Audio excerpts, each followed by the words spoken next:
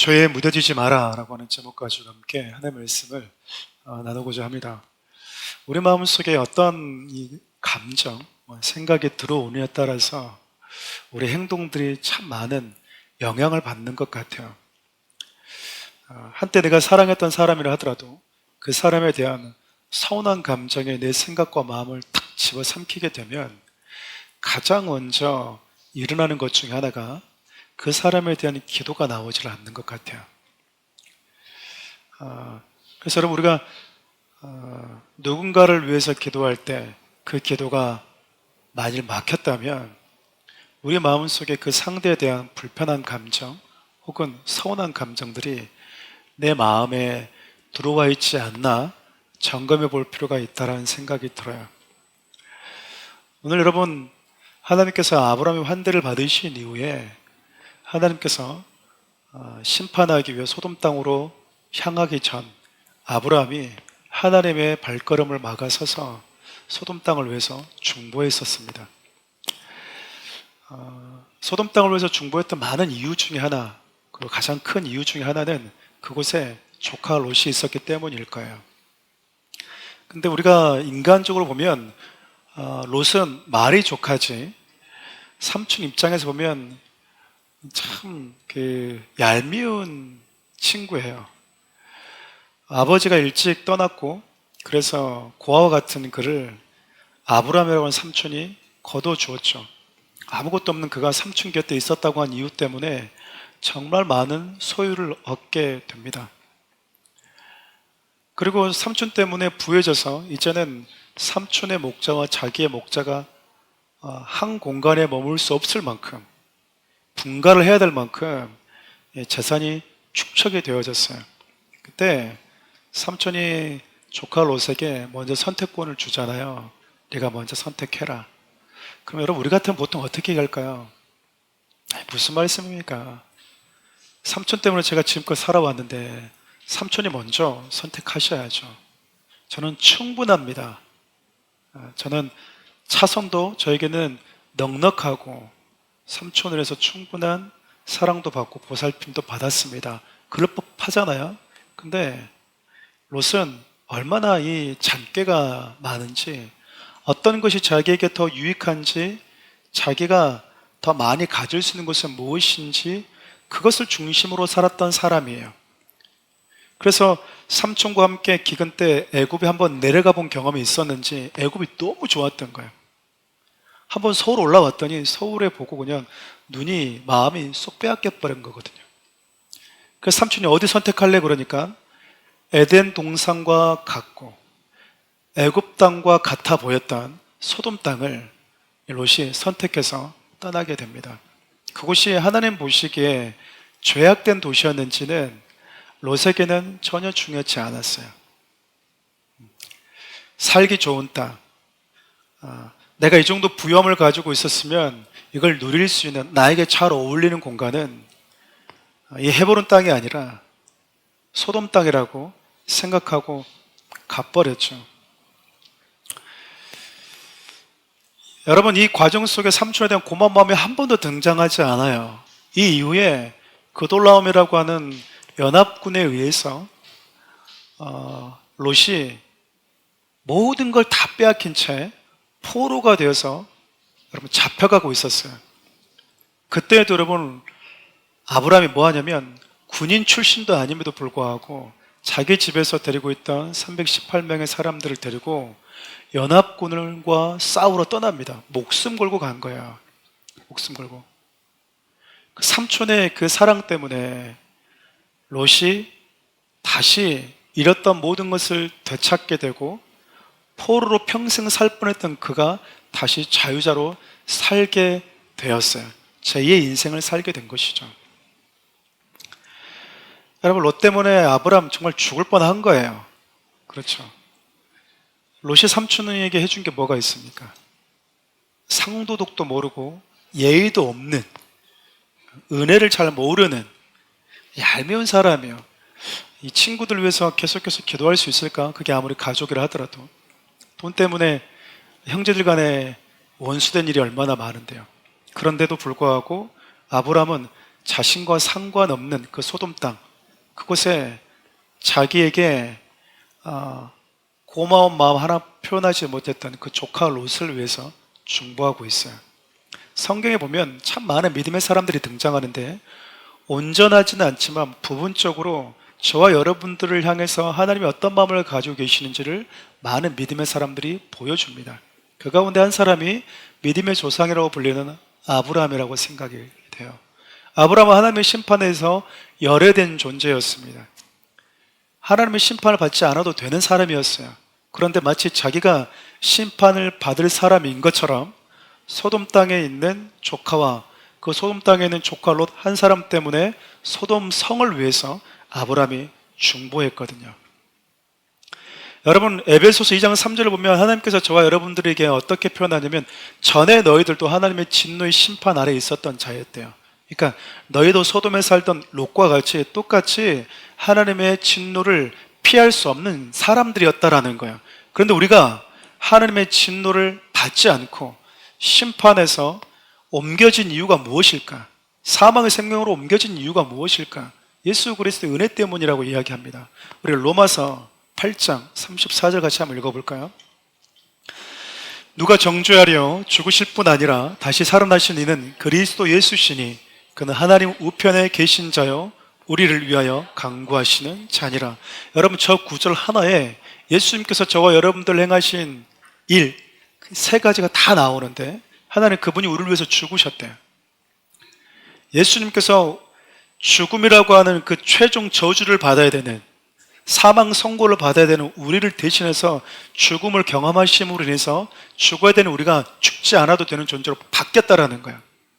더 이상 죽음이 우리에게 와서 계산할 것이 없는 존재가 되었다고 하는 것이 십자가가 주는 메시지거든요. 그리고 예수 그리스도께서 우리를 대신해서 죽으심으로 이제는 죽지 않아도 되는, 죽음이 우리에게 그 어떤 천국에서 내밀지 못하게 된 자들이 예수님과 같이 다시 부활하게 된다. 근데 그분이 지금 어디 계시대요? 하나님 보좌 우편에서 저와 여러분들 위해 지금도 간구하고 계신대요. 우리가 믿음이 연약할 때, 쉽게 넘어질 때 참 많잖아요. 그래서 내 자신도 내가 용납을 못할 때가 있어요. 나 같은 것이, 나 같은 신앙이니, 나같이 연약한 믿음의 사람이 뭘 하겠다고. 그런데도 오늘 다시 하나님을 바라볼 수 있는 건 그분이 나를 위해서 뭐 하고 있기 때문이라는 겁니까? 충보하고 있기 때문에. 그분의 죽으심과 부활하심과 지금도 나를 위해서 간구하고 계신 그 사랑 때문에 하나님의 진노의 심판이 우리에게는 미치지 않고 있대요. 죄 없으신 그분이, 심판과 상관없으신 그분의 그 기도가 죄에서, 사망에서, 심판에서 열애된 아브라함이 소돔을 위해서 간구하고 있는 것과 같은 의미라고 볼 수 있겠죠. 여러분, 지금 삼촌 때문에 롯은 참 많이 부유해졌잖아요. 그런데 롯이 지금 하나님의 심판이 눈앞에까지 와 있음에도 전혀 눈치를 못 채고 있습니다. 어쩌면 아브라함은 생사가 달려있는, 그 생사의 기로에 있는 롯을 위해서 기도할 때 그에 대한 서운한 감정, 이런 것들은 아무런 영향도 미치지 못했던 것 같아요. 왜냐하면 기분 좋고 기분 나쁘고 화가 나고 지금 이런 차원이 아니라 영원한 지옥이냐, 영원한 생명이냐, 구원이냐, 아니면 심판이냐고 하는 그 기로에 서 있는 그 영혼에 대한 국률함이 있었기 때문이에요. 저는 우리 청년들이 마음이 좀 넓어졌으면 좋겠습니다. 우리 성도들도 마음이 넓어졌으면 좋겠어요. 누구 말 한마디에 토라지고 누구 말 한마디에 마음이 서운해지는, 마음을 닫아버리는 자들이 아니라 우리 주님처럼 여러분들이 매일같이 와서 넘어지고 기도하면 우리 주님은 또 두 팔 벌려서 여러분들의 연약함을 끌어안고, 여러분들이 내년에도 또 와서 하나님, 예수님 저는 또 넘어졌어요 라고 말해도 두 팔 벌리고 안아줄 그분이 내가 믿는 예수 그리스도라고 하는 것을 여러분들이 믿는다면 우리 청년들, 우리 성도들의 마음이 넓어졌으면 좋겠습니다. 그 한 영혼을 보일 때 네가 나에게 어떻게 해줬는데, 네 예전에 나한테 나 힘들 때, 나 어려울 때, 내가 너에게 무언가를 해줬을 때 나한테 고맙단 말을 또 안 하고 오히려 내 뒤에서 뭐라고 속닥속닥 거렸지, 나에 대해서 안 좋은 말하고 다녔지. 여러분, 그게 뭐가 중요합니까? 그게 뭐가 중요하냐고요. 그의 영혼이 하나님 앞에 올바로 서는 것, 여러분, 그 앞에 서게 되면 인간 사이에 있는 서운한 감정 따위는 아무것도 아니었으면 좋겠어요. 왜냐하면 교회 공동체 안에는 관계 안에서 서로의 말 때문에, 서로의 감정의 서운함 때문에 마음을 닫고 상처받는 일들이 의외로 많거든요. 우리가 예수를 닮는다고 하면서 그 산을 못 넘어요. 그 문턱을 못 넘고 죽을 때까지 누가 어쩌네, 누가 어쩌네, 누구 때문에 서운하네, 그러면서 씨름하다가 한 번뿐인 인생이라고 하는 시간을 허비하는 자들이 얼마나 많은지 모릅니다. 저는 한 영혼이라고 하는 그 구원이라고 하는 그 대의 앞에 우리의 마음에 있는 서운한 감정들, 상대에 대한 아쉬움들이 다 눈 녹듯 사라졌으면 좋겠어요. 그래야지 여러분 그를 위해서 중보할 수가 있거든요. 아브라함이 여러분 롯을 위해서 중보할 때 그가 롯에 대해서 가졌던 서운한 감정들이 단 한 번이라도 뉘앙스라도 여러분들이 느껴지시는 구절이 있습니까? 없습니다. 막아서는 거예요. 막아선다고요. 그 모습이 하나님의 진노가 우리에게 임하지 못하도록 하나님 아버지를 향해서 내가 대신 이를 위해서 죽었으니, 예수님이 여러분 대신 죽으신 사람들은 당신을 사랑해 준 자들이 아니었어요. 다 모른다고 떠나고 죽음 앞에서 부인하고 그런 자들을 위해서 우리 주님이 죽으신 거거든요. 예수 그리스도를 닮기를 원하십니까? 닮기를 원하세요? 그럼 여러분 그 길을 걸으실 수 있는 용기가 저 여러분들에게 있었으면 좋겠어요. 아브라함의 중보가 끝나자 하나님이 이제 떠나십니다. 앞서 떠난 두 천사가 먼저 소돔에 도착하게 되는데 저녁쯤 된 것 같아요. 근데 그 저녁쯤 되어서 롯을 어디서 만나냐면 성문에서 만나게 됩니다. 당시 여러분 성문은 수많은 토론들, 그리고 공연, 재판을 포함해서 많은 사교적 모임이 있는 그 중심지였어요.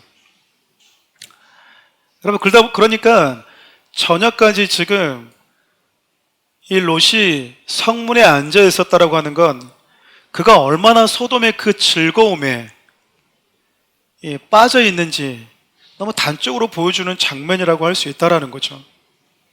여러분, 앞서 얘기했던 것처럼 롯은 소돔 땅에 와서 죽을 뻔했다가 살아나는 경험이 있잖아요. 포로로 끌려갔다가 여러분 삼촌이 목숨 걸고 싸웠던 그 은혜 때문에 살아났다고요. 만약 여러분 아브라함이 조카 롯이 잡혀갔던 말든 안 갔으면, 내가 싸우다가 조카 구하려다가 나까지 죽으면은 그럼 어떡해?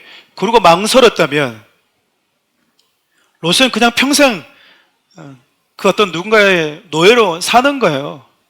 그가 분가할 정도로 많은 소유를 가져봐야 그건 자기께 안 되는 겁니다. 그런데 삼촌 때문에, 목숨 걸고 자기를 구해러 온 삼촌 때문에 구살일생으로 살아났어요. 여러분, 우리 인생 가운데도 보면 롯과 같이 내 인생을 흔들어 버리는 정말 기가 막힌 놀라운 일들이, 또 그런 터널들을 지날 때가 있어요. 하나님의 살아계심과 하나님이 다루고 있다라고 하는 것을 부정할 수 없을 만큼, 내 온 오감으로 느낄 만큼, 인정이 될 만큼 그런 시간들을 하나님께서 경험하게 할 때가 있거든요. 지금 롯이 그래요. 자기 인생을 다 흔들어 놓은 살벌한 경험이잖아요. 여러분, 이 정도 경험하게 되면 돌아와서 포로로 끌려갔다가 다시 살아났을 때 어떤 생각을 할 것 같냐면, 진짜 죽을 뻔했네. 내가 하나님의 사람 삼촌과 함께 있을 때는 전혀 이런 일이 없었는데, 안정되고 넉넉해지고 풍요로워졌었는데, 삼촌과 함께 했던 그 하나님을 떠나다 보니 내 인생이 내가 가졌던 모든 것도 한순간 빼앗기고 포로 신세가 될 수 있었던 거구나. 하나님을 떠나면 결국 내 인생 이렇게 모든 것들이 물거품처럼 사라지는구나. 큰 경험했다. 비싼 수업료 치르고 큰 경험했다. 하나님, 저 이제 하나님께로 돌아갈래요. 삼촌의 섬기는 하나님께로 돌아가겠습니다. 여러분, 그렇게 결단하고 소돔에서 살아보니까 별거 없네. 사람 사는 거 다 똑같고 오히려 그냥 죄를 죄로 여기지 않는 이 세상 더 이상 이곳에 머물 필요 없네 그러고 돌아왔다면 얼마나 좋았겠어요. 근데 그 일을 겪고도 롯이요 소돔에서 안 나와요. 그 기가 막힌 죽음의 위기를 구사일생을 경험해도요 여전히 소돔 땅에서 나오지 못하고 있어요. 지금 삼촌은 하나님이 지금 심판하겠다고 가고 있는데 그 걸음을 막아서면서 중보하고 있는 그 시간에 지금 롯은 뭐하고 있었던 겁니까? 성문에 앉아서요 놀고 있는 거예요. 심판받지 않아도 되는 아브라함은 심판받을 수밖에 없는 그 심판을 피할 수 없는 롯을 위해서 기도하고 있는데 그 기도하고 있는 그 순간에 롯은 뭐하고 있었다고요? 성문에 앉아서요 여전히 소돔의 그 즐거움에 빠져 있었어요. 부모가 자식을 위해서 기도하고 있는데 자식은 여전히 뭐하고 있어요? 하고 있고 놀고 있고 세상 속에서 취해 있다 그 말이에요. 내가 내 남편을 위해서 기도하고 있는데 내 남편은 뭐하고 있어요? 내가 내 아내를 위해서 기도하고 있는데 내 아내는 뭐하고 있어요? 바람난 부인이 되고 바람난 남편이 되어 있어요.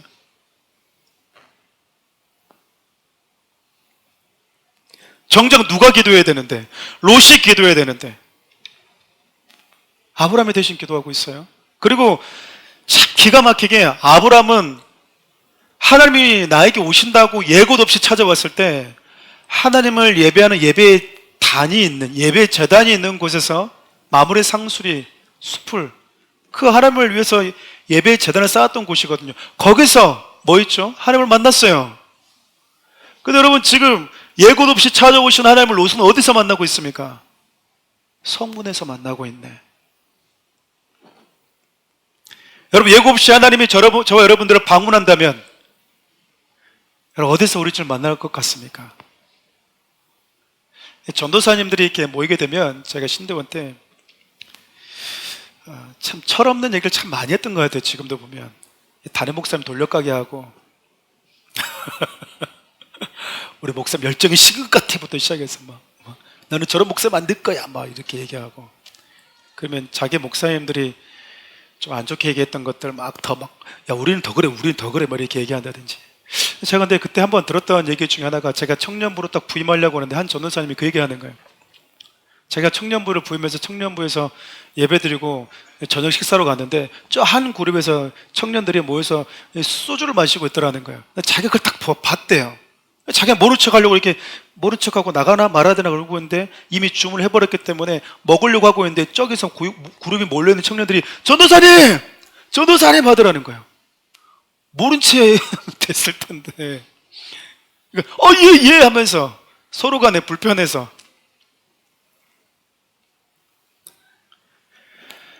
여러분들 일상을 살아가고 있다면 우리 주님은 어디서 여러분들을 만날 것 같습니까? 예배하는 곳, 내가 하나님을 섬기고 있는 곳, 내가 영혼을 돌보고 있고 한 영혼을 제자 삼고 있고 성교하고 있는 곳에 우리 주님 만나면 참 영광스럽겠죠. 근데 그곳이 행여나 롯처럼 죄 짓는 장소라면 죄에 취해가지고 나도 어쩔 줄 모르고 이게 지금 하나님인지 누군지도 못 알아보는 혹시 그런 곳에서 우리 주를 만난다면 부끄럽지 않겠어요? 저는 성문에 있을 때 두 천사가 찾아왔다라고 하는 이 장면이 저와 여러분들에게도 참 교훈을 좀 많이 준다고 생각해요. 그렇게 여러분 들어가고 싶지 않은 그 롯의 집에 롯의 간청으로 인해서 두 천사가 들어오게 됩니다. 근데 여러분 이 두 천사의 환대가 아브라함의 환대와 너무 비교가 됐죠. 아침 일찍 일어나서 빨리 가라는 거예요. 그런데 여러분 그 모든 환대를 마치고 침대에 들어 눕기 전에 오늘 저와 여러분들 읽었다는 본문의 사건이 터진 거예요. 소돔에 있는 남자들, 특별히 젊은이부터 노인까지 남자들이 우르르 모여서 뭐 하겠대요? 롯의 집에 온 거예요. 그럼 문을 막 두드립니다. 다 잘 시간인데 이제 다 침대에 누울 시간인데 갑자기 문을 막 쿵쿵쿵 두드리면서 오늘 너희 집에 2명 남자 왔지? 괜찮게 생겼나 봐요. 천사들이니까 또 멋지고 약간 좀 여성의 풍이 있고 좀 이렇게 깔끔했나 보죠. 매력적이었었나 보죠. 그러니까 뭐 하래요? 그 두 남자를 빼내라는 거예요. 우리한테 보내주라 그 말이에요. 우리가 그들을 뭐 하겠다? 상관하겠다. 우리가 성적인 관계를 맺고 싶다 그 말이야. 예전에 여러분 전쟁을 치르게 되면 전쟁에 승리한 나라가요, 전쟁에 패배한 나라의 사람들을 일부러, 특별히 여성들을 성적으로 착취하는 경우가 아주 많았습니다. 그것은 은밀하게 행하지 않고 공개적으로 행해졌는데, 그것은 내가 이제 너의 지배자야, 너는 이제 나의 지배 아래 있는 자야 라고 하는 메시지가 담겨져 있었대요. 실질적으로 여러분, 우리가 다윗이 그의 아들 압살롬 피해서 도망했을 때 압살롬이 뭐 하냐면요, 아버지의 아내들이었던, 아버지의 이 궁녀였던 그들과 백주 대낮에 온 사람들이 다 보는데 동침을 합니다. 은밀하게 하지 않고. 메시지인 거야. 이제 이 성은 내 것이다, 다윗의 것이 아니다. 이제 이곳은 나의 지배 아래 있다라고 하는 것을 의도적으로 보여주는 거예요. 과시하는 거죠. 소돔 성에 있는 남자들도 똑같았던 것 같아요. 자기 성에 들어왔던 이 두 천사를 성적인 수치심을 안겨주면서 자기가 그들보다 더 크다라고 하는, 권력이 있다라고 하는 것을 과시하고자 하는 아주 미개한 짓을 지금 벌리고 있는 거예요. 뿐만 아니라 남색, 즉 동성애를 하고 있는 것에 대해서 아무런 수치심도 느끼지 못합니다. 젊은 세대도 노인 세대도 누구 하나 그들의 발걸음 막아서면서 이건 죄입니다, 이건 잘못됐습니다라고 말할 수 있는 용기 있는 세대가 단 한 세대도 없었다 그 말이에요. 기성세대, 청년세대, 다음 세대까지 다 무너져 있었어요. 생각이 다르고 나이가 다름에도 불구하고 이들은 남색하는 데 있어서만큼은 하나, 대동단결된 거야.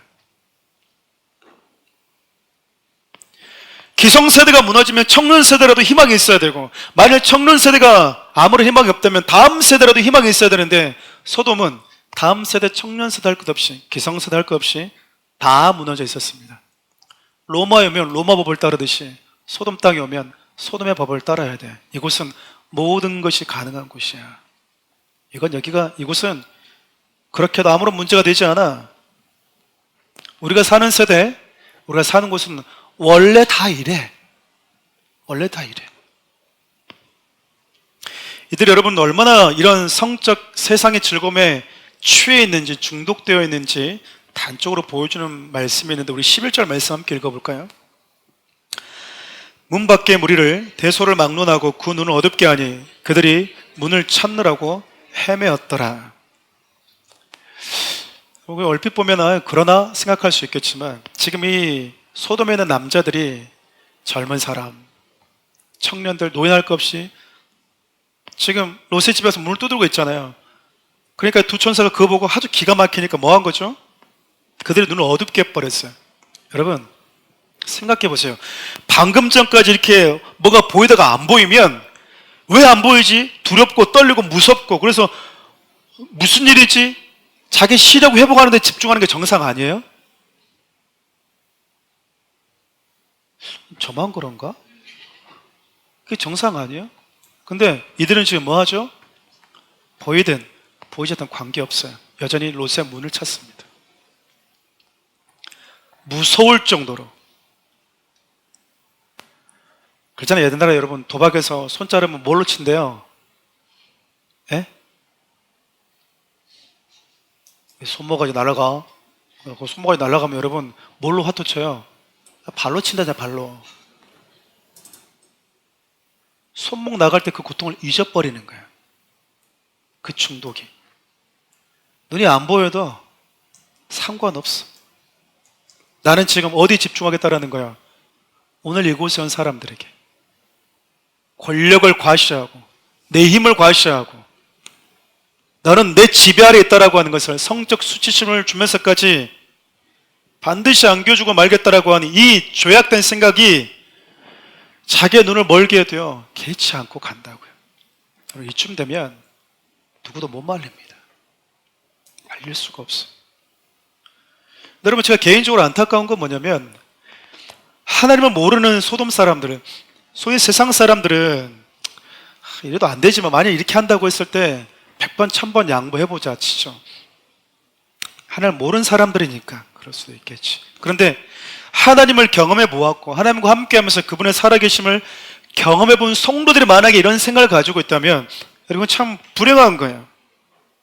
여러분 하나님과 함께했던 삶 가운데서 자기 인생이 얼마나 부유해지고 얼마나 강했는지, 하나님께서 함께하신 삼촌으로 인해서 자기에게 구원을 회복하신, 구원을 주신 그 하나님을 롯은요 실질적으로 경험했던 사람입니다. 그런데 소돔에 돌아 살면서 그 역시 점점 소돔화되어져 가고 있었던 거예요. 죄에 무뎌져 가고 있었다고요. 그가 얼마나 죄에 무뎌져 있는지 단편적으로 보여주는 거 8절인데 한번 같이 한번 읽어볼까요? 내게 남자를 가까이 하지 아니한 두 딸이 있노라. 청하건대 내가 그들을 너희에게로 이끌어내리니 너희 눈에 좋을 대로 그들에게 행하고 이 사람들은 내 집에 들어왔은즉 이 사람들에게는 아무 일도 저지르지 말라. 무슨 말인지 아시겠어요? 롯이 지금 자기 집에 온 이 두 천사를 보호하겠다고는 명분을 가지고, 보호하는 건 좋은 거잖아요. 근데 보호하겠다는 명분으로 내세운 게 뭐죠? 아직 결혼하지 않은, 아직 남자를 모르는, 그러니까 이 이후에 보면 예비 사위가 있는 걸 보면은 이 정략 결혼을 아마 지금 준비하고 있는 것 같아요. 그러잖아요. 예비 사위들이 있어요. 아직 결혼을 하지 않았어. 아직 남자를 알지 못해. 처녀의 몸이야. 근데 이 두 딸을 뭐 하겠대요? 내가 너희들한테 이 문 밖으로 보낼 테니까 이 두 남자는 건드리지 말고 내 두 딸은 뭐 해도 된대요. 밤새도록 너희들이 데리고 놀든 윤가를 하든 어떤 성적인 놀이의 대상으로 사용하든 그것은 니들 알아서 해라는 거예요. 여러분 어떻게 느껴지세요? 동성애 안 되죠.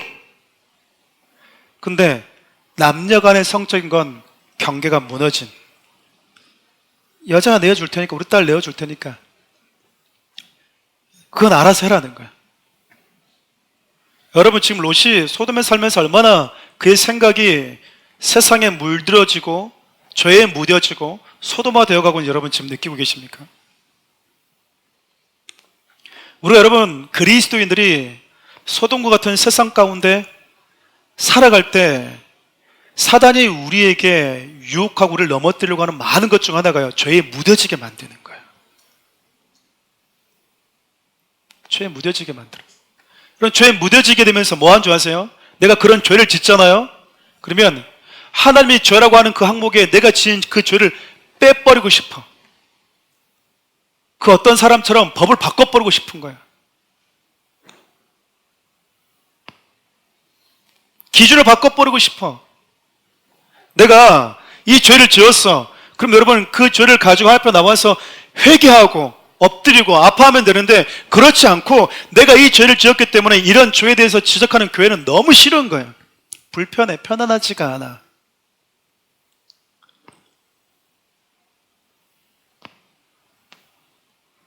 굳이 이렇게까지 믿어야 되나? 라고 하는 생각들. 우리 청년들, 저 일부 예배 때도 이렇게 설교를 했었는데요. 기성세대들이야 이제 다 결혼했으니까 우리 청년 세대들은 진짜 귀담아 들어야 된다고 생각해요. 거룩의 기준을 낮추지 않았으면 좋겠어요. 여러분 내가 넘어지잖아요. 그러면 그걸 가지고 할 때 나오시면 돼요. 오늘 넘어졌으면 오늘, 또 내일 넘어졌으면 또 내일, 1년 뒤에 넘어지면 하나님 내가 이렇게 약해요. 내가 부족해요. 내가 이 부분에 너무나 하나님 제가 약해서 자주 넘어져요. 내가 오늘 회개하는데도 불구하고 또 넘어질지도 모르는 연약함이 있어요. 여러분 우리 주님은요 용서하세요. 그런데 사단은 그 넘어짐 속에서 우리에게 뭘 유혹하냐면 네 그 넘어진 거에 대해서 지적하는 그 하나님의 법과 기준을 없애버리자, 빼버리자, 항목을 빼버리면 되잖아. 그럼 네 좀 편해질 거 아니야. 교회 갔는데 자꾸 하나님이, 목사님이 자꾸 야 혼전 순결을 지켜야 돼, 아니면 결혼 전에 성을 소중하게 여겨야 돼, 이런 얘기하고 그러면 네 불편하잖아. 니는 며칠 전에, 니는 몇 년 전에 넘어졌으니까. 여러분 그럼 뭐 할까요? 교회 가면 불편하다는 거야. 그래서 죄에 대해서 지적하지 않는 교회를 찾아요. 사탄 숭배에 빠져있는 사람들이 많이 있어요.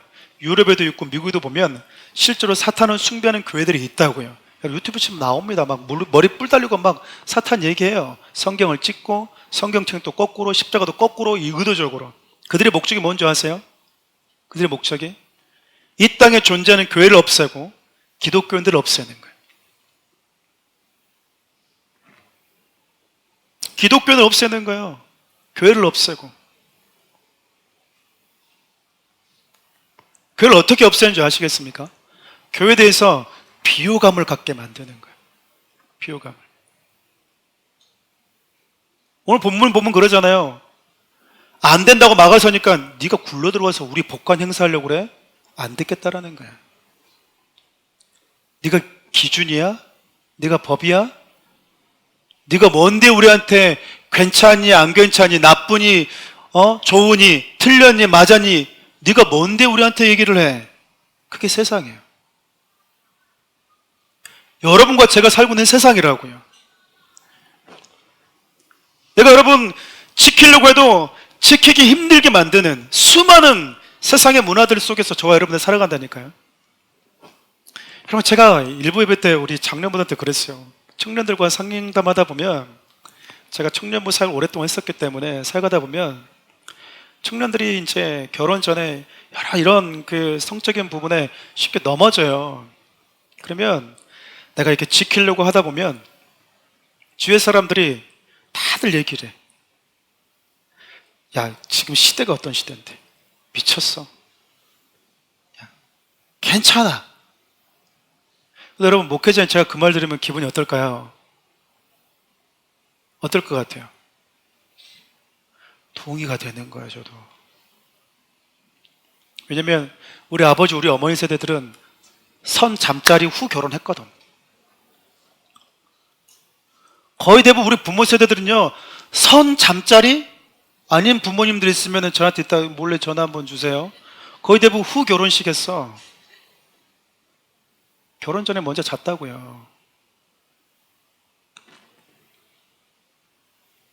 그러다 보니까 제가 청년들 가운데 그것을 지키려고 소신을 가진 친구들에게 절대 안 돼. 그래, 그 지켜야 돼. 잘해야 돼. 이렇게 말하는 게 참 어려울 때가 있어요.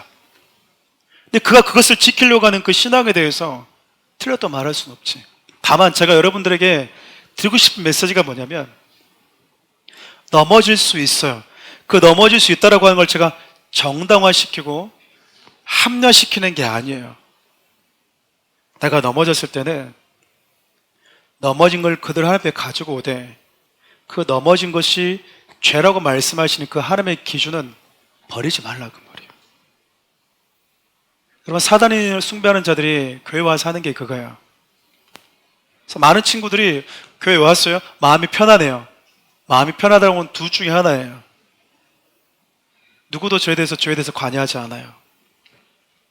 누구도 성인인 저에게 그 저에 대해서 터치하지 않아서 너무 좋아요.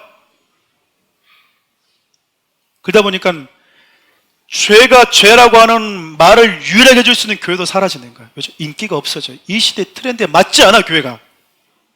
청년들이 더 이상 그런 교회를 찾지 않습니다. 그냥 노래 부르고 막 팔짱팔짱 뛰면서 쥐야 뭐 이런 걸 좋아하지. 죄예요. 기준에서 벗어난 겁니다. 말하는 교회를 싫어요. 그냥 어디 뭐 찬양 콘서트 있다고 그러면 막 가서 은혜 받는다고 난리 치고 와요. 왜 이렇게 찬양 콘서트가 또 많아진지 모르겠어요, 저는 또. 근데 죄입니다라고 말하는 교회는 안 가요. 노래 부르면서 일어나는 그 카타르시스 느끼잖아요. 기분 좋은 것들이 거기만 찾는 거예요. 거기만. 여러분, 이 사탄 숭배에다가 예수님을 극적으로 만나서 회개한 자들이 이 얘기들이 무슨 얘기를 하냐면 자기들이 교회를 무너뜨리고 성도들을 무너뜨리기 위해서 그 성산업, 유흥, 술, 마약, 도박, 호기심을 갖게 하고 뭐 수많은 나이트클럽 여러 가지를 이렇게 만들어 놓은데요. 그리고 이제 전략을 짤 거 아니에요. 교인들이 성도들이 오도록 하기 위해서. 근데 문제가 놀라운 게 뭔지 아세요? 초대장을 보내지 않았는데도 많이 온대요. 여러분 우리 교회 여기서 몇 년간 그 전도지 돌렸거든요. 한 명도 안 왔죠? 등록한 분들은 초대장을 돌려도 안 와요. 근데 세상의 즐거움은요, 초대장을 안 돌려도 알아서 온대요. 알았어. 가끔 이제 제가 비 오고 흐린 날에 이제 일 끝나고 집에 올라갈 때가 있어요. 엘리베이터를 타고. 그러면 담배를 정말 많이 피신 분이 같이 탈 때가 있어요. 그러면 역겨울 정도로 너무 몸에 찌들어 있는. 또 비가 오니까 더 얼마나 그러겠어요. 그리고 여러분 1층에서 22층 올라가는 그 짧은 1분도 안 되는 시간에 제 몸에 담배 냄새가 배요. 애들이 뛰어오면서 아빠 담배 냄새 나요 그래요. 제가 담배 피웠나요?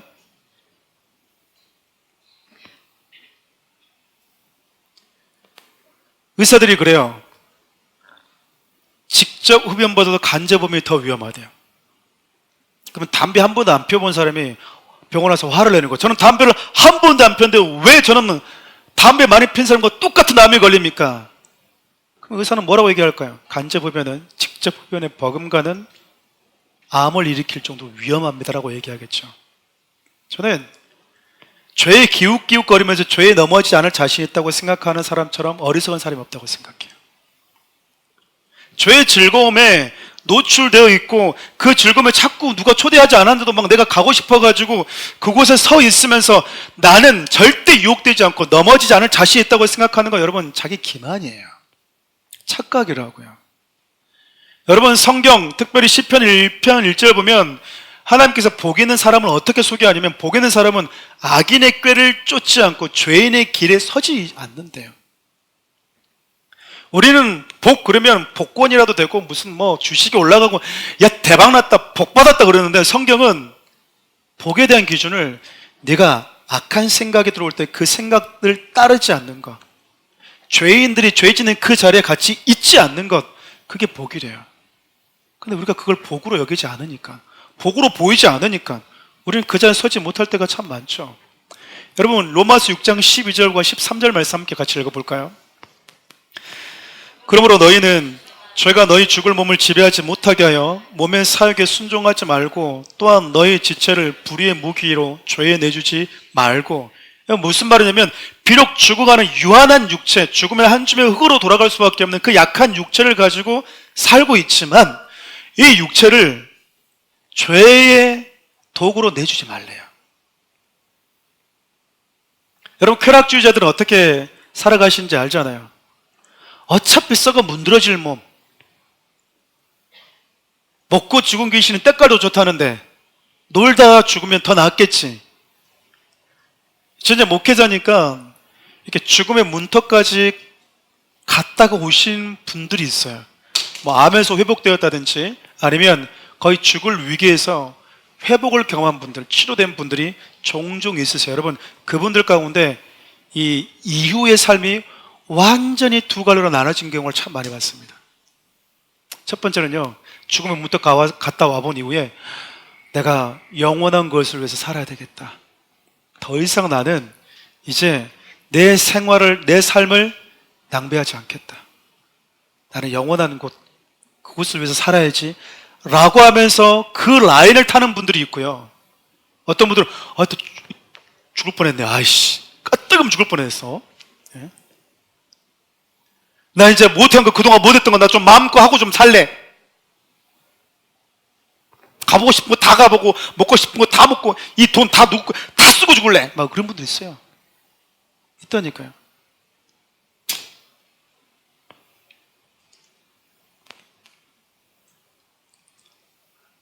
죽음의 문턱 갔다 왔는데도 불구하고 삶의 길이 이렇게 엇갈리더라 그 말이. 여러분 그리스도인이라고 하는 것은 세상 속에서 하나님의 기준이 되어주는 사람들이에요. 죄가 무엇인지, 우리 인간이 넘지 말아야 될 그 기준이 무엇인지. 저는 앞서 얘기했던 것처럼 사랑하는 우리 교회 모든 성도들과 우리 청년들이 이 거룩의 기준을 낮추지 않았으면 좋겠습니다. 여러분, 근데 이 기준을 지키러 갈 때 교회에 다니는 사람들조차도요, 이런 말 자주 해요. 야, 말씀을 가까이 하고 삶으로 살아내는 게 중요하지 무슨 혼전 순결이 중요하냐. 여러분, 이런 말들은요, 하와에게 너 그거 먹어도 안 죽어 라고 속삭이는 뱀의 유혹과 똑같아요. 안 죽어. 여러분, 선악과를 인간이 먹을 수 없는 과일로 만든 게 아니에요. 먹으면 너무 무거워서 만지질 못하거나, 너무 뜨거워서 만지질 못하거나, 너무 무거워서 들지 못하거나, 너무 단단해서 입으로 깨먹을 수 없는 게 아니었다고요. 안 되는 것이었어요. 결혼한 사람들에게도 선악과가 있어요. 결혼한 사람들에게는 내 아내 외에, 내 남편 외에는 다 선악과예요. 만지면 안 되는 거야. 근데 사단은 뭐라고 하죠? 안 죽어. 안 죽어. 새로운 느낌을 알게 될 거야. 죽었던 연애세포 살아나. 네 아내 몸 만질 때는 그냥 무슨 나무토막 만지는 것 같지? 이렇게 한번 만져봐봐. 세포가 살아날 거야. 사단이요, 그렇게 거짓말을 해요. 롯이 소돔의 삶에서 하나님을 경험했던 그가 하나님의 기준을 가지고 살지 못하고 오히려 네가 무슨 기준자야, 네가 무슨 법관이야, 네가 무슨 자격으로 우리에게 옳다 그러다고 얘기해 라고 하는 그 세상의 도전 앞에서 쪽도 못 쓰고, 더 나아가서는 자신도 세속화 되어져 가고 죄에 묻어지고 있는 줄조차도 모르고 살고 있었다, 그 말이에요. 여러분, 말씀을 마무리하면서 제가 어떤 생각이 들었냐면, 이 롯과 같은 부모 세대들이 성경의 기준을 붙드는 게 얼마나 중요한지 진짜 다시 한번 생각해 봤거든요. 왜냐하면 여러분, 그 다급하게 문을 두드릴 때, 눈을 어둡게 했을 때 롯이 얘기하잖아요. 이 사람만 놔두고 건드리지 말아다오. 대신 우리 두 딸은 줄게. 그랬을 때 여러분, 당사자 두 딸은 기분이 어땠을까요?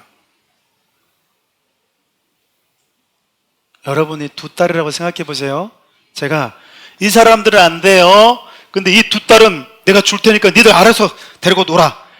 그 당사자인, 자기 결정권도 허락도 없이 아빠가 나를, 그것도 결혼을 약조한 남자가 있는데도 불구하고 젊은이부터 노인까지 그 수많은 사람들이, 그 남자들이 있는 곳에 우리 아빠가 나를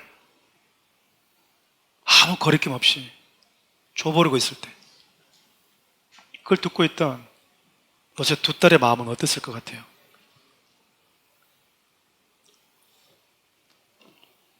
앞으로 살펴보겠지만 여러분, 이 두 딸은 더 대담합니다.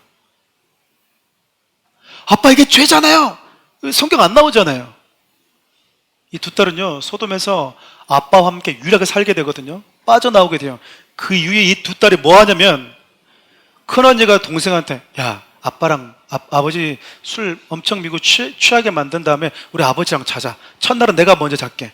둘째 날은 네가 아빠랑 자. 그리고 아이 낳자, 아빠 아들.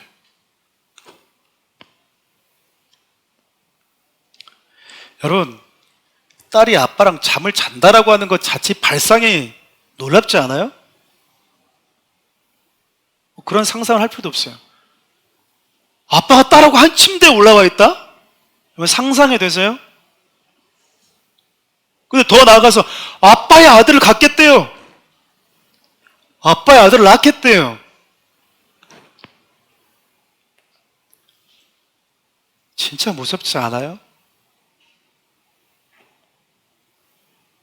죄에 대해서 내 영혼이 무뎌져 버리니까, 내 영혼이 죄에 대해서 무감각해지니까 나의 영혼이 무너지는 것과 동시에 내 자녀들까지, 내 가정, 내 공동체가 함께 무너지게 되더라고요. 우리 마태복음 6장 11절부터 12절 말씀을 읽고 말씀을 마무리하려고 합니다. 같이 한번 읽어볼까요? 어찌 내 말하는 것이 떡에 관함이 아닌 줄을 깨닫지 못하느냐? 오직 바리새인과 사두개인의 누룩을 주의하라 하시니 그제서야 제자들이 떡의 누룩이 아니요 바리새인과 사두개인들의 교훈을 삼가라고 말씀하신 줄을 깨달으니라. 여러분, 곰팡이의 성질을 여러분 잘 아실 거예요. 작은 누룩이 여러분 그 마대자루 안에 딱 들어오게 되면요, 그 마대자루 그 안을 전부 다 누룩으로 바꿔버립니다. 누룩이 힘이에요. 예수님이 그 누룩의 성질을 너무나 잘 아셨던 것 같아요. 하나님의 말씀을 잘 안다라고 했지만 오히려 하나님의 말씀을 반대하고 자기의 생각과 자기의 야망과 자기의 욕망과 거짓된 사고로 가득 찬 그 바리새인과 서기관의 사고가 제자들에게 들어오지 않았으면 했다고 우리 주님이. 마치 여러분, 사단이 너희들 교회 다닌다고? 좋아. 예배 드리겠다고? 좋아. 너희들이 그렇게 예배를 가고 교회 가겠다고 하는 거 내가 아무래도 못 말리니까 난 그거는 포기. 오케이. 그러나 이 교회 안에 세상의 누룩은 너를 통해서 하나씩 하나씩 집어넣어야지. 뭐 어때요 요즘에요? 목사님 요즘엔 다 그래요. 우리 청년들, 성도들 교회 안에서 요즘엔 다 그래라고 얘기하지 마십시오. 성경이 기준이어야 돼요. 요즘엔 다 그래요 목사님. 요즘엔 다 그렇게 해도 아무렇지도 않아요. 그게 지금 뭐 하고 있는 겁니까?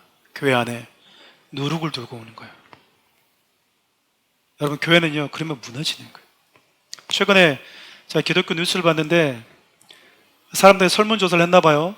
교회에 신뢰하지 않는다가 70% 가까이 되더라고요.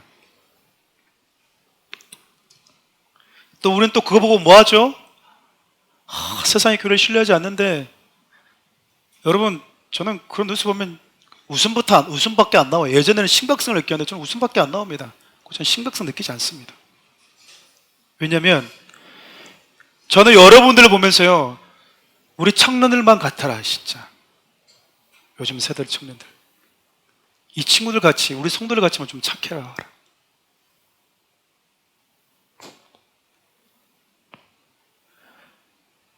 그 말 들으면 또 바짝 쫄아가지고 세상에서 원하는 누룩을 다 받아들여야만이 되는 줄 알고.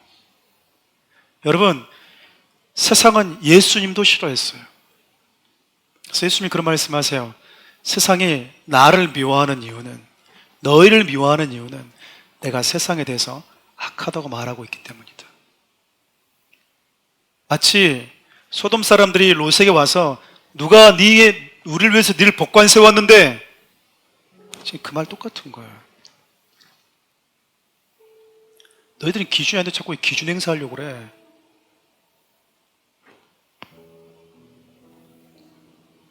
저는 사랑하는 우리 교회 청년들과 성도들이 세상의 누룩이 교회 안에 들어오지 못하도록 여러분들이 막아야 된다고 생각해요. 그거 들어오면 여러분 교회는 더 이상 교회 아니에요. 사교족이에요. 사교 모임이 되는 거예요. 사교 조직이 되는 거라고. 청년들 예배 끝나고 모여서 나눔하는 게 뭔 의미가 있어요?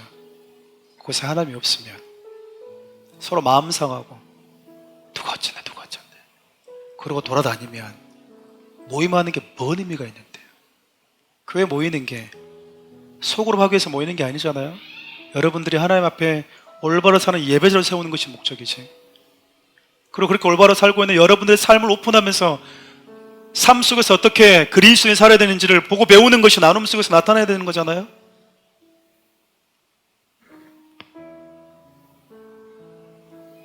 죄의 문화가 누룩처럼 교회 안에 들어오게 될 때, 그때 비로소 교회는 무너집니다.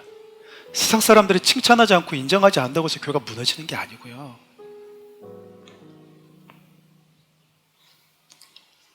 저는 그런 생각을 해요. 일본일 때도 잠깐 그런 언급을 했었는데, 지금 뭐 미국과 이란이 전쟁하고 있잖아요. 어떤 분들은 또 그래요. 미국 나쁘다고 막 전쟁을 하냐고, 몇십 명이 죽었다고. 여러분, 중국의 문화 대혁명 때 몇백만 자국민이 죽었어요. 독재 정권자가요, 자기 민족을 자기 손으로 수백만 명을 죽였다고요. 캄보디아 갔다 오신 분들 아실 거예요. 킬링필드에 가면 그 캄보디아 독재자가 자기 국민을 수백만 명을 죽여요. 북한에서 여러분 수백만 명의 자기의 자국민을 죽였다고요. 진짜 인권을 중요하게 생각하면 그때 얘기를 해야지. 여러분, 전쟁이 내적인 전쟁이냐 외적인 전쟁이 더 중요한 건 여러분 죄의 전쟁이라니까요. 예수님은 죄와 피 흘리게 싸우라고 그래요. 죄와.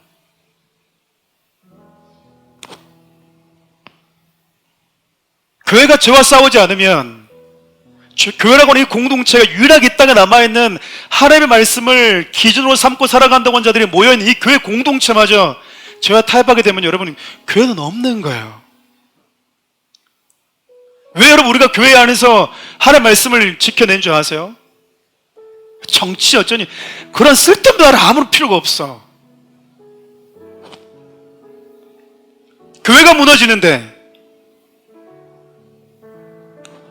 세상이 사단이 요구하는 전략도로 가고 있는데 교회가 아무 얘기 못하는 거예요.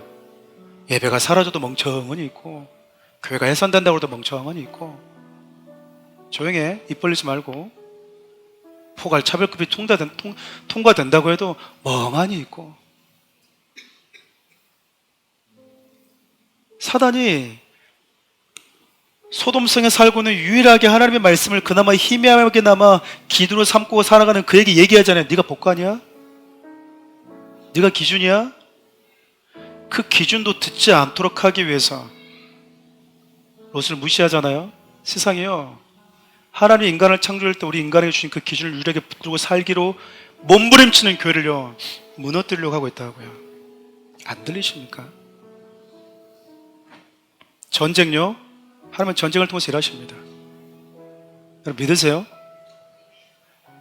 여러분 안 믿어도 상관없어요. 여호수아를 통해서 가나안에 들어갔을 때 그 싸움은 진짜 싸움이었지 상징적인 싸움이 아니었다고요. 진짜 전쟁이었어요. 하나님을 떠난 민족, 죄 가운데 있는 사람들. 저는 사랑하는 우리 성도님들 오늘 말씀의 제목을 좀 마음 깊이 새겨봤으면 좋겠어요. 죄의 성도들이 무너지는 순간, 바리새인과 사두개인의 그 누룩을 아무렇지 않게 받아들이는 순간 여러분 교회는 무너져요. 사랑하는 우리 청년들, 너무 미안하고도 그래요. 앞서 얘기했던 것처럼 우리 기성세대들은 진짜 몰랐어요. 저희 부모님도 그랬고 뭐 다들 여러분 보면 뭘 모르고 결혼했어요. 근데 그 잣들을 지금 여러분들에게 막 성경에 내밀고 있는 것에서 부담스럽기도 할 거예요. 굳이 성적인 것뿐만 아니라 세상 안에서. 근데 여러분, 제가 여러분한테 드리고 싶은 말은 넘어져도 하나님의 말씀이 기준이라고 하는 이 믿음을 꼭 붙들었으면 좋겠어요. 여러분, 저는 만약에 제 딸이 넘어지잖아요. 성적으로도 많이 혹시나 무너지잖아요. 네가? 아니요, 저는 여전히 제 딸이에요. 그렇게 말했던 건 성에 주는 그 건강한 즐거움을 누리기 원하는 아빠의 마음이었던 거고, 좋은 가정과 사랑받는 남자를 만나서 가정을 이루길 원하는 아빠가 생각했던 좋은 마음이고 좋은 과정이기 때문에 그렇게 가르쳤던 거지, 그렇게 못했다고 해서 너는 이제 내 딸 아니라고 저는 말하지 않아요. 여전히 제가 사랑하는 제 딸이에요. 여전히 저는 건강한 가정을 이루든 건강한 가정을 이루지 못하든 저는 여전히 그를 위해서 제 목숨 버릴 수 있는 제 딸이라고요. 여러분을 향한 하나님의 사랑은 여전히 변함이 없어요. 다만 세상이 뱀처럼 여러분이 와서 그 기준을 기준이 아니라고 말하라고 하는 그 사단의 유혹에 넘어가지 말자는 거예요. 아니, 내가 넘어졌어도 그건 죄 맞아. 내가 쉽게 반복되게 그 유혹에 넘어진다 해도 하나님 말씀은 선하셔. 하나님 말씀은 진리야. 내가 그렇게 못 살아서 그러는 거야. 그리고 나는 그 진리 말씀 내게 부담이 되어도 그 말씀 내게 생명이기 때문에 난 여전히 그 말씀 가운데 머물러 있을 거야. 그게 하나님 우리에게 지금 요구하는 삶 아니겠습니까? 사랑하는 우리 청년들, 그 믿음의 삶을 절대 포기하시면 안 돼요. 여러분, 제가 우리 청년과 성도를 보면서 느끼는 고마움은 그거예요. 자, 이렇게 설교하는데 다음 주 아무도 없어.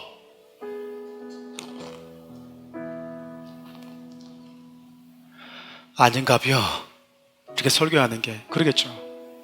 근데 제가 교회를 시작할 때부터 이런 메시지를 전해왔을 때 우리 청년들이, 성도님들이 여전히 그 자리를 지키고 있는 모습 보면서 그들의 영혼을 진짜 위해 주는 건 이렇게 눈 감아주는 게 아니고 그가 하나님을 바라볼 수 있도록 해주는 거다.